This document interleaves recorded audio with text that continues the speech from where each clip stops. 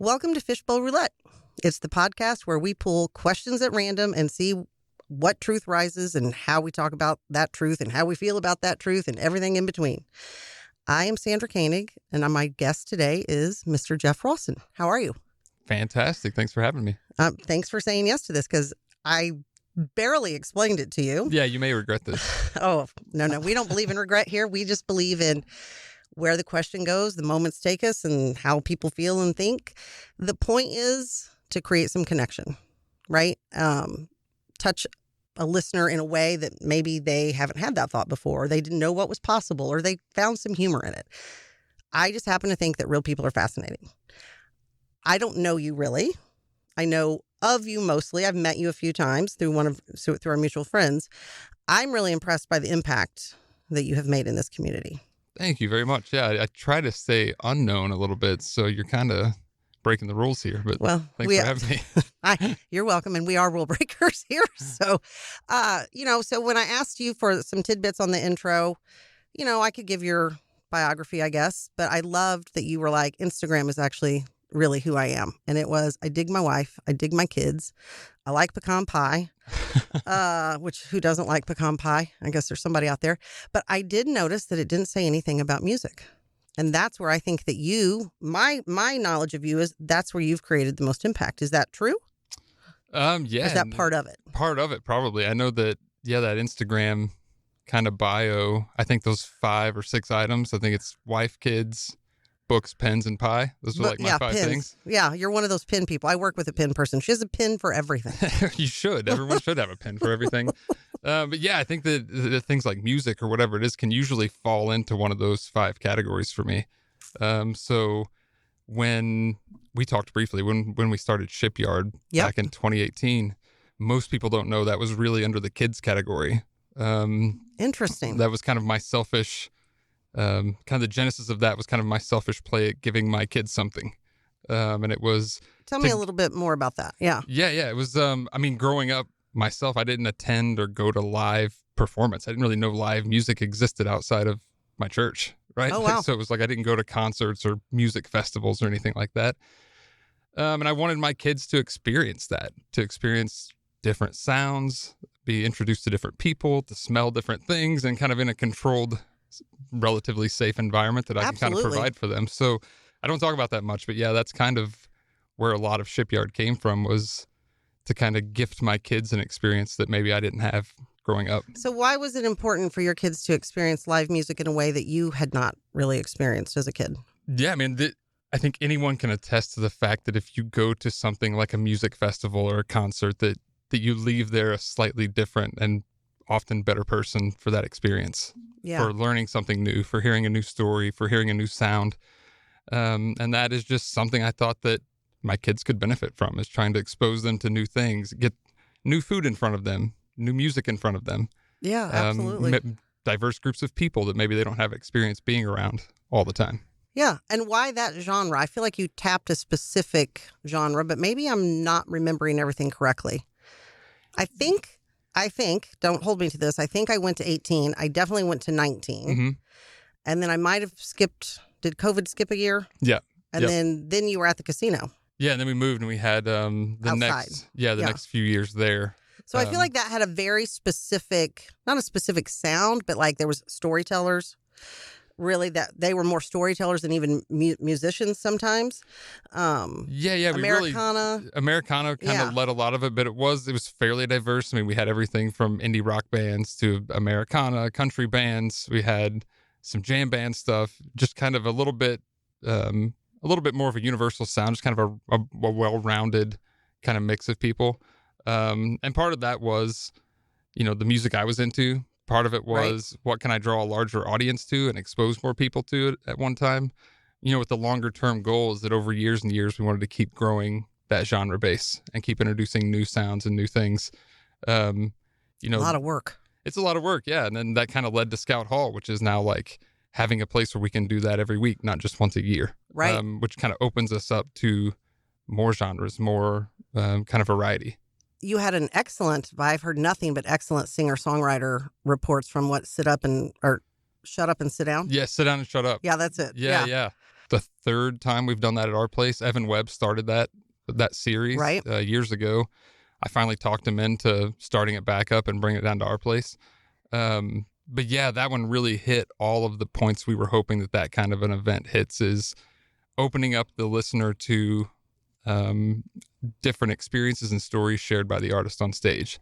I think we saw everything in that room on Saturday night, from people laughing and talking to each other to crying and being in like utter silence to like filling their face with bread pudding and having a good time. So that's awesome. It really did all that we want that show to do, is to really give the artist a chance to not just perform the music, but to talk about, the background of that music, their experience, our shared humanity and our shared experiences. So shared humanity. Yeah, it was a killer show. I can't wait for the next one.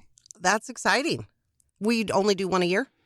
No, we do. We now have, I think, 2 or 3 more of those scheduled for the rest of this year. Wow. That's a great we'll have feeling. The next one, I think, in April. So before we dive into the Fishbowls and learn more interesting things about you and sort of your thoughts and beliefs, you kind of just said it, but let's just see, what is music to you? Yeah, $1 million question, right? Right. I think even from like the Sit Down and Shut Up show, there was a question someone asked from the audience about a single song that stood out to the artist and how it impacted their life.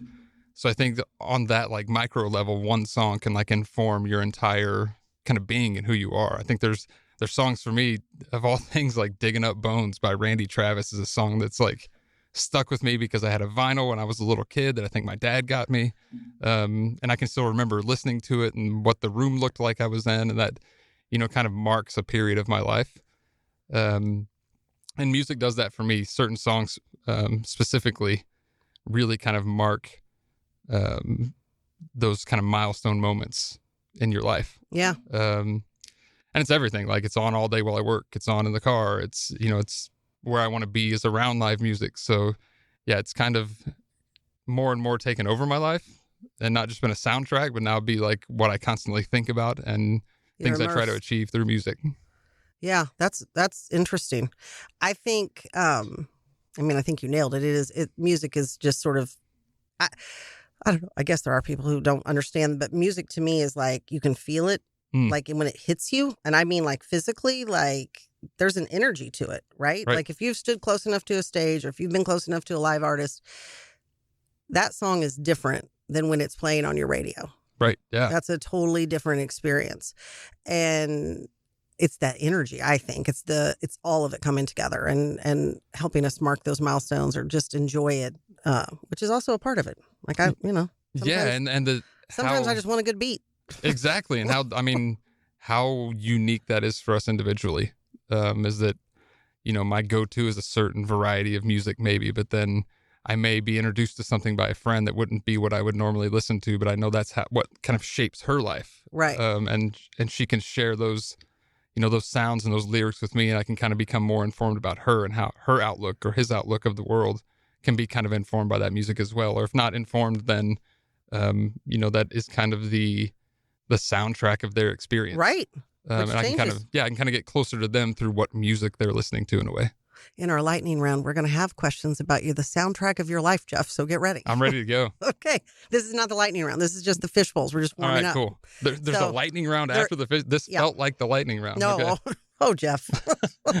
No, you won't have nearly that time to think. Oh, perfect. Okay. So we have three bowls. The topics they're preloaded with questions, but they fall under the header of beliefs, wild card, and hot topics. And I will let you decide where you want to go.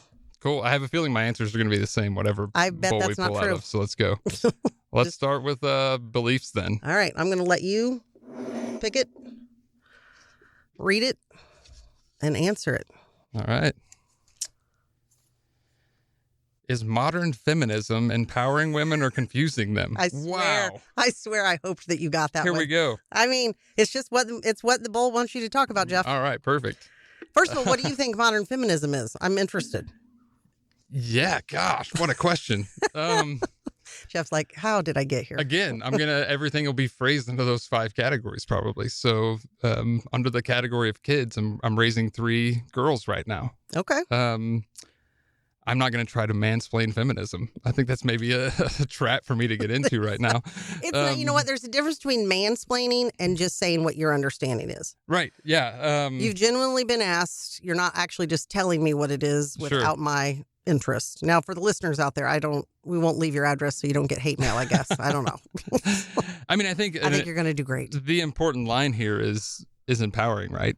I think anything can empower or confuse you as you get into and study any topic, religion, politics, whatever you want to get into. You can become probably both empowered and confused at the same time as you dive into these things. So depending on what you're reading and who you're speaking with. Yeah. You know, I always encourage my daughter's number one is to follow mom.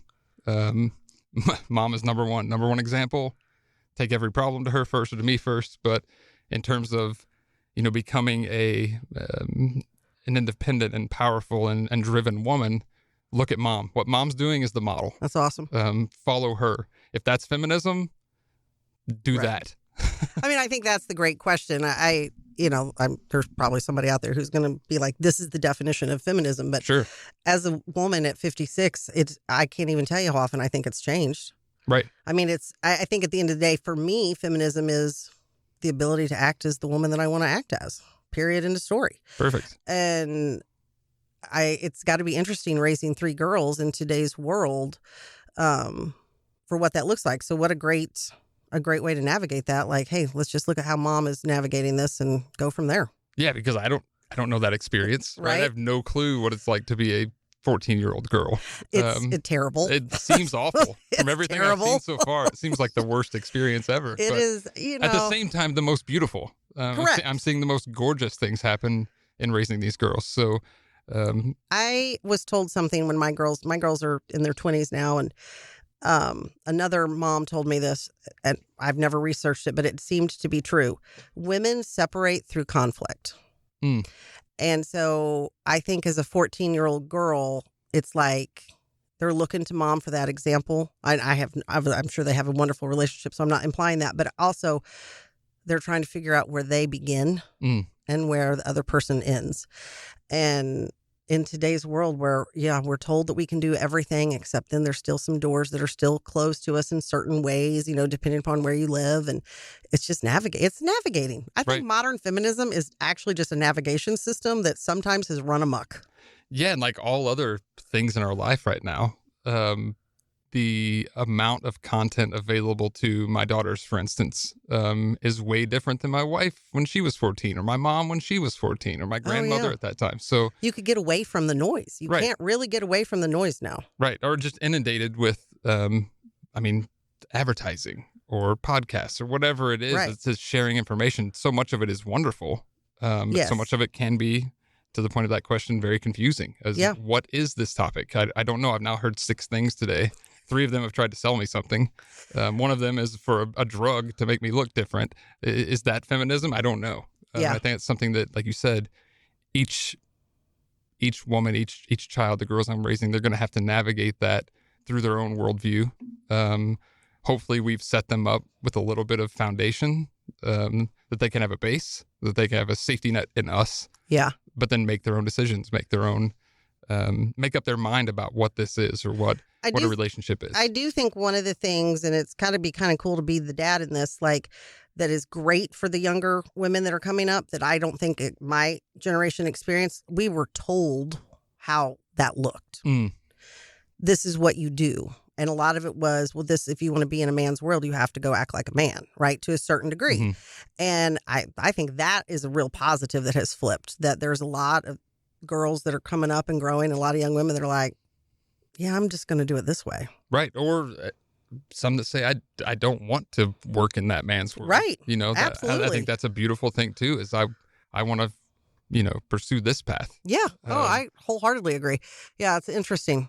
Well, thank you for that, because that was definitely... thanks for this. I'm so excited to open up the next 2 bowls now. If that's the beliefs, I thought that was going to be the easy one. Oh, well, here we go. You just don't know. It's surprising. Okay. All right. Hot topic. We're just going to work down the line then. Okay. I'm going to dig deeper. Yeah, you're like, those were the new ones. I don't... All right. Does hard work guarantee success, or is it that we lie Or is it that a lie we have been sold to work hard? All right, let's try that again. My typing's not always great, Jeff. My reading is not always great, especially when my glasses are sitting over here and not on my face. Does hard work guarantee success, or is that a lie we have been sold to work hard? I mean, no, hard work does not always equal success if you don't have, a goal in mind. Maybe that's maybe an oversimplification, but I can work really hard at something with no idea of what I hope the outcome is or what I'm hoping to, achieve. Yeah. No, I actually think that's a great little perspective twist, which is you can throw everything you have at something, but if you don't have an end goal, how do you know what success is? Yeah. Or, I was taught one of the lessons that changed my life was in high school with an art teacher that told me I didn't know when to quit. I didn't know when to stop working on the piece. The piece is good. You should stop working. But I would just keep working hard on this piece, and just kind of it would turn muddy. I was overworking. I didn't know when to stop. So I think that can also be a part of this is hard work is fantastic. I believe in hard work maybe more than most things. But knowing when to stop is also as important as knowing when to start and how hard to work. And then quitting is sometimes the answer. Absolutely. I hate to quit, but there have been times even recently that it's like, we have to stop this so we can succeed at this. Right. To narrow, I think the more success that we create in life, for me, it seems like you sort of start to realize narrowing your focus, not necessarily the breadth of your work, becomes a different conversation about what success is, right? It's not just juggling all the plates all the time, right, doing all the things. Interesting. What's the thing that you've worked hardest at in your life?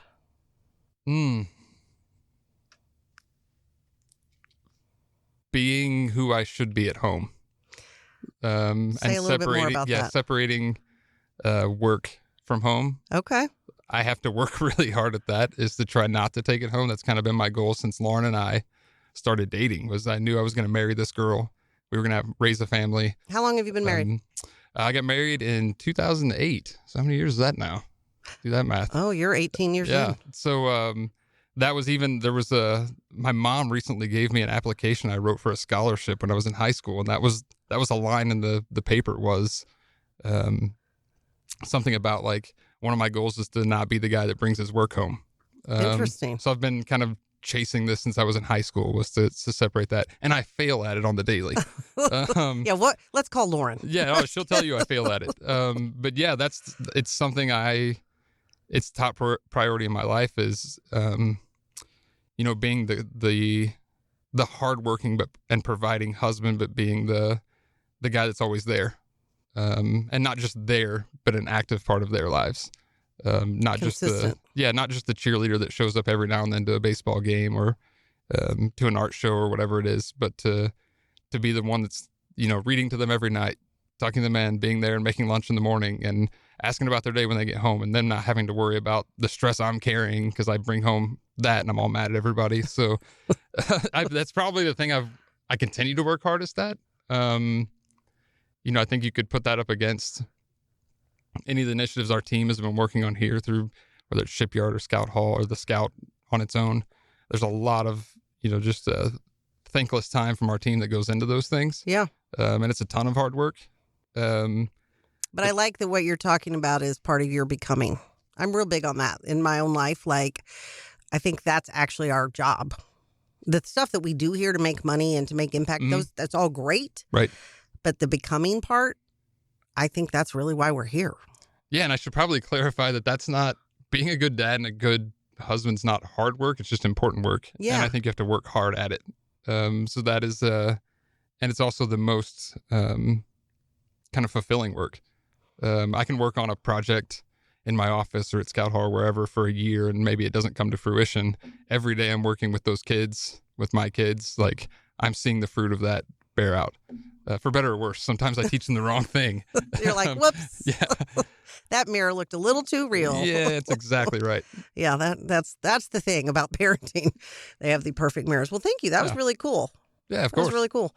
We're going to go to this scary wild card. Yeah. Well, you've already answered a question about feminism and being a dad. I don't think it can get scarier. Let's be honest. I danced around the feminism question pretty strongly. You did good, though.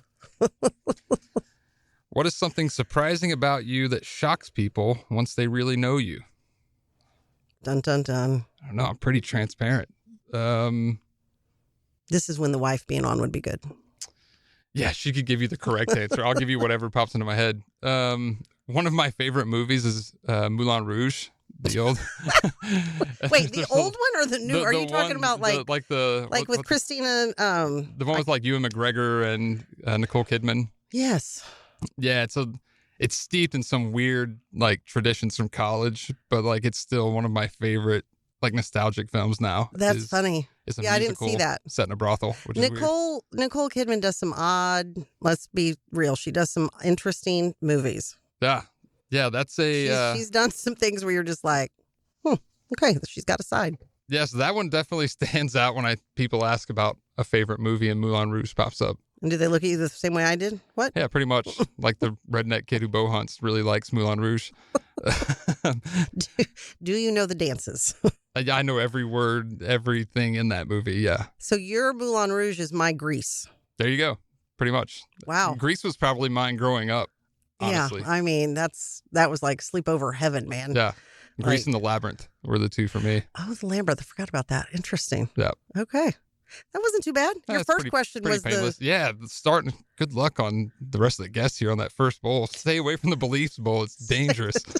This is my theory. Whatever you need to address in your life is what comes out. There you go. You had maybe as a dad of daughters, you had to think about that for a little bit. Think about that. I'm going to be thinking about it for a while now. Thanks a lot. Don't call me. Seared into my memory. Don't call me. Okay. Lightning round. Let's go. You can't think. Just answer. Tell me not to think. Don't Perfect. think. Don't overthink. Don't think. If your marriage had a theme song, who picked it and what is it? Oh, it would be mutual and it would be Fishing in the Dark. That's okay. That's our song. So now I have to interject. So my best friend from kindergarten in high school, we would drive around in a convertible blasting that song, like singing it. We still send it to each other. What is it about that song? I have no idea, but we're the same way now. If we're separated and we're in whatever city and we hear that song or we see someone playing it live, it's an immediate record the video and text it to them. Yeah, that's so the song funny. That connects us. Huh. Yeah. Well, see, there was. Which we used to go fishing in the dark when we were in college. That was like our thing. That was your thing. I would take her fishing when we first met. Yeah, that's awesome. That's funny. Yeah, shout out to Jill Vandeven and Fishing in the Dark by the. See, I won't even be able to name the band. God, you got me on the ropes now. Oh no, we messed that one up. Anyway, we're gonna move past. We'll come back to that. What's the most embarrassing song you can't help but sing along to when it comes on? The Bluey theme song. Why in the world? Because it's just ingrained in your head from the children. And I have a 1-year-old that is all about it now. So I'm constantly it's not even a song. It's just screaming out "Mom, Dad, Bingo, Bluey" over and over again. Yeah, my girl's dad would sing. Who were the four guys? I can't even think. But there was it was called like Fruit Salad, and that show was on our house 24/7. And I mean, it got to the point where you're just like your head's sort of shaking and you just can't help yourself. You're singing the song. It's terrible. All right, if you were going to serenade your wife, you see, there's a theme here with the music. Here we go. If you were going to serenade your wife today, what song would it be? Oh. And do you want to serenade her on this podcast? That's a big no. Probably we used to camp, and I was an awful guitar player, but the one song I could halfway play and sing was "Dust on the Bottle" by David Lee Murphy. So you just went with that. That would probably be it. That was the ballad. Only one I could probably play and sing right now. Yeah, every woman wants to be serenaded about "Dust on a Bottle." Yeah, exactly. It's very romantic. Okay, last one. It's a two-parter. Okay. What was your love life like before kids? Just you and Lauren. It was adventurous in a different way than it is now. Well, that's the next question. What's it like now? It's adventurous in a different way than it was then. Yeah, I mean, like then it was travel places and try new things, and we're doing that now, but with 4 people in tow, which means some of the things are different and the dinners are more expensive. And yeah, it's just there's more of us. We're doing a lot of the same things, just with a bigger crew. With more people. Yeah. Larger bills. Well, Jeff, thank you for coming on. I really appreciate it.